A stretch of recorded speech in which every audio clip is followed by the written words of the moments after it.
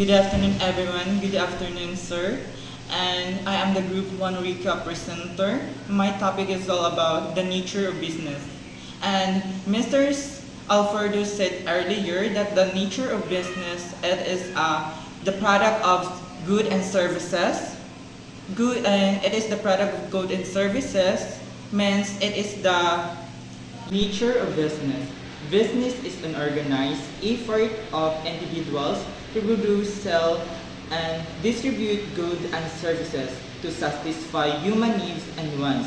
That involves risk-taking, profit-making, innovation, and value creation for society.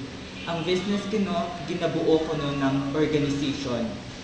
It is individuals to produce, sell, and distribute goods and services. Nag-distribute sila ng mga goods and services para sa mga tao or para sa mga customer kay para ma-satisfy ang ilang mga needs and wants.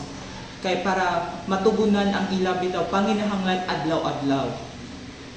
It involves risk-taking para ma-risk sila sa mga harmful sa ilang bitaw like mga business or it is willingness and action. Kailangan gazud action kay para mapalambo ang imo business. Tapos profit making, kailangan ng profit making joy gazud imo mga license or license sa imo business. Kay kung wa imo license, di man ka kuan sa government. And innovation and value creation for society. Kailangan mo gazud mag-innovate ang ito na business kibali example ang ito na business bago mag-grow ang imo business. Tapos value creation for society ang imong business mo lambo manggalo sila kung joy impact kibali sila. Business is any activity that involves the exchange of goods and services for profit.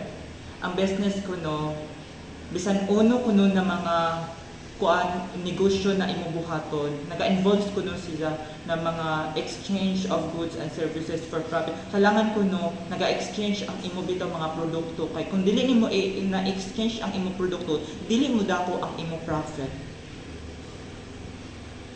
It aims to meet human needs while generating income.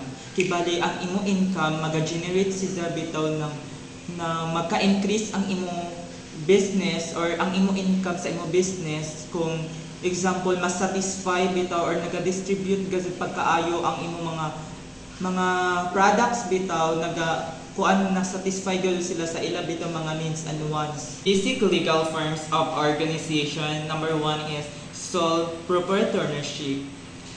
Means it is owned by one person, easy to form but has unlimited liability. Means example ini kay ang Jollibee kay isa ra ka tower, isa ra ang owner ini na product pero dali ra kuan siya unlimited ang isa liability. Number 2 is partnership. Means partnership one or two or more individuals na maukuan ito na product. Mag-share sila ng ila bitaw mga profits or mga ito na example lose or taas ang ila income, mag-share gihapon sila kay when it comes partnership. And number 3 is corporation. Ang corporation is a legal entity separate from its owner, offers limited liability but requires more regulation. Ang corporation manggod kay hamok isa mga rules and regulation kay ang ini corporation manggod kay nakakuan siya sa government or naka-lisensya siya. Forms of organization. Ang sole proprietorship, single owner siya unlimited ang isa liability. And partnership is when it comes partnership I said earlier, it is two or more sharing profits and responsibilities. Naga-share sila ng ilang mga income or mga profits or naga-share sila sa ilang mga responsibility na sa ilang business or sa ilang product.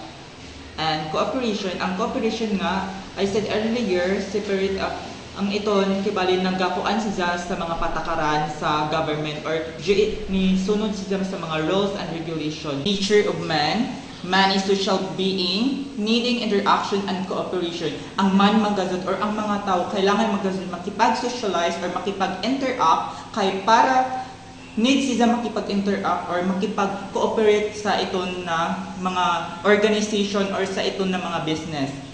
And has needs and wants that derive business activities. Kailangan gazod na kailangan gazod masustintihan ang mga needs and wants sa mga tao para masatisfy sila.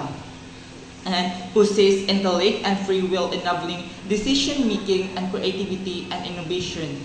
Nagahatag sa sisag mga intellect and free will and enabling decision making and creativity and innovation. And natural seeks growth and improvements which align with the goals of business. And nagahatag siya og kaalam